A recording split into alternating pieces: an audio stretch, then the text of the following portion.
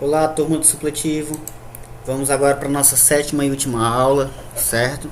Eu espero que vocês tenham acompanhado todo o curso até aqui, tenham assistido às aulas, tenham resolvido os exercícios, que é muito importante para que nós conseguimos fazer uma boa prova, certo?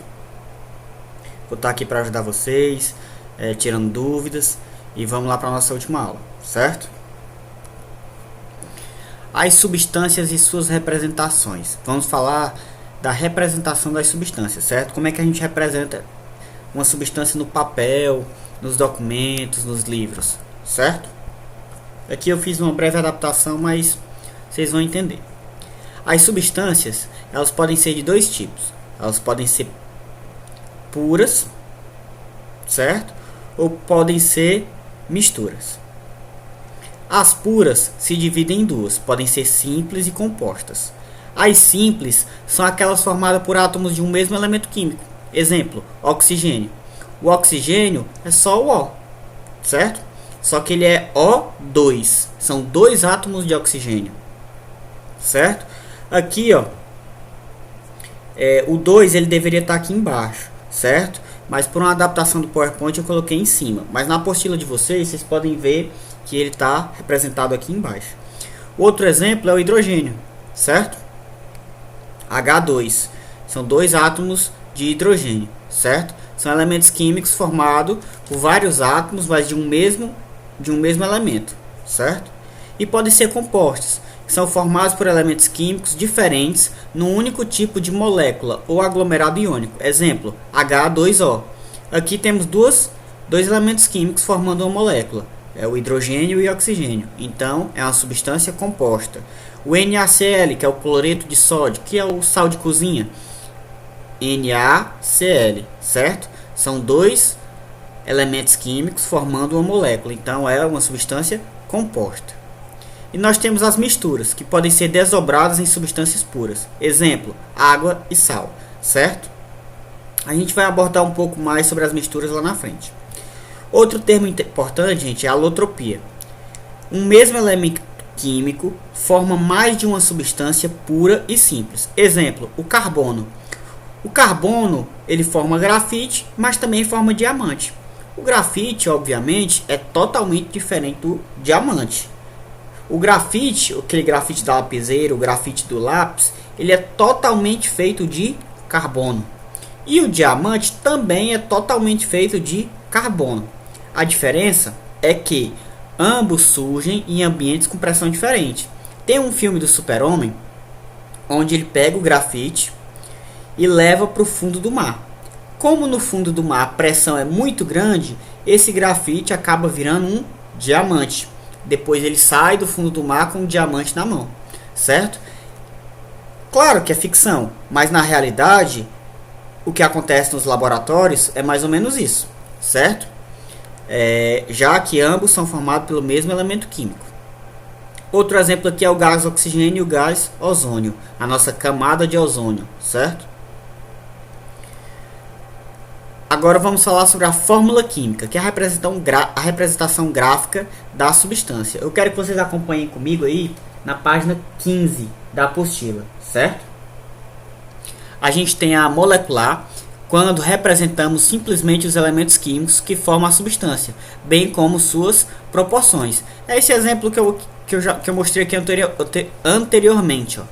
O H2O, o H2, o O2. Essa aqui, o NaCl. Essa aqui é a forma molecular da gente representar as substâncias, certo? Que é a nossa primeira. Ó. A segunda é eletrônica, quando queremos mostrar a distribuição dos elétrons na última camada. Aí vocês podem observar aí na página 15, lá no item B, onde a gente tem os pontinhos ao redor do C e ao redor do H, certo? E a terceira é estrutural, quando mostrar a disposição dos átomos da molécula usando traços no lugar dos pares de elétrons covalentes. Lá na C, nós temos os exemplos dos hidrogênio, carbono e oxigênio. É a molécula de álcool etílico, certo? Quando a gente usa os tracinhos, nós estamos usando a fórmula estrutural da molécula. Temos também a fórmula iônica. Como é que é a fórmula iônica? Lembrem-se que o processo dos íons é o processo de perda e ganho de elétrons, certo? Quando nós ganhamos elétron, ficam menos lá na frente, porque o elétron tem carga negativa. Quando nós perdemos o elétron, a tendência é que o número de prótons no núcleo do átomo fique maior, então fica um positivozinho lá em cima, certo? A representação da fórmula iônica é dessa forma, com o sinal de menos e o sinal de mais lá em cima, simbolizando a perca e o ganho de elétrons, certo? Mistura e combinações. Agora vamos focar na mistura, que é o que eu falei, certo?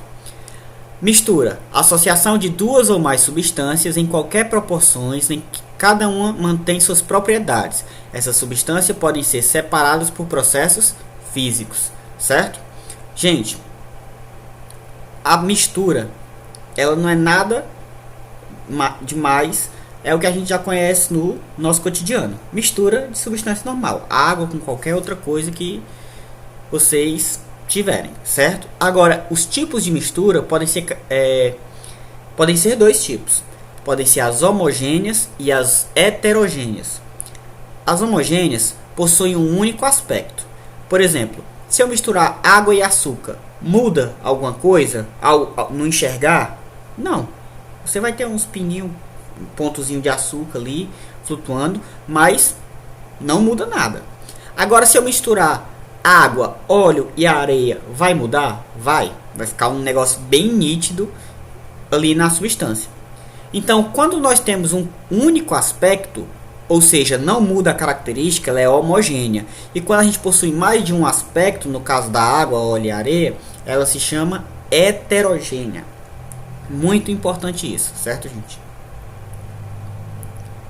Encerramento. Gente, nós estamos encerrando, certo? Essa é a nossa última aula. Eu quero mostrar umas coisas para vocês. Nós temos aqui na nossa apostila algumas questões, certo? Na página 15, a primeira questão pergunta logo de cara: o que são substâncias puras? Como podem ser? Bom, a substância pura, como eu falei aqui, são aquelas formadas por átomo de um mesmo elemento químico: oxigênio, hidrogênio, carbono, e podem ser simples ou compostas, certo? Gente, as perguntas são bem simples, são bem diretas. Com a aula, com vocês assistindo o vídeo e lendo a apostila, rapidamente vocês conseguem achar a resposta para as perguntas. A segunda questão: o que é uma substância simples? Dê exemplos. Substância simples é toda substância pura construída de átomos de um mesmo elemento químico: gás oxigênio, gás hidrogênio, enxofre. Terceira questão: quando uma substância é denominada composta? Dê exemplo. Quando as moléculas da substância são mais de um elemento químico: H2O, NaCl. O que é alotropia? Alotropia eu falei lá no começo. O mesmo elemento químico forma mais de uma substância pura e simples. O exemplo: carbono e o diamante. O mesmo elemento químico, mas são duas substâncias diferentes. Alotropia, certo? As 4 primeiras questões são bem diretas, bem simples, bem rápidas.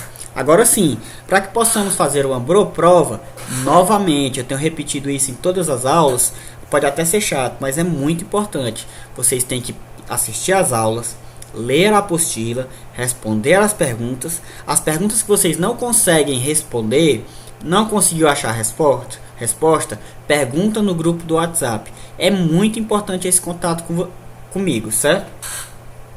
Bom, encerrando aqui, essa aula é aula de terça. Quinta-feira nós vamos ter, além da prova, antes da prova nós vamos ter a aula de revisão, onde eu vou responder todas as perguntas da apostila. Todas as perguntas de química serão respondidas no vídeo para que vocês possam acompanhar e logo em seguida fazer a prova, certo, gente? Muito obrigado pela atenção de vocês e até mais.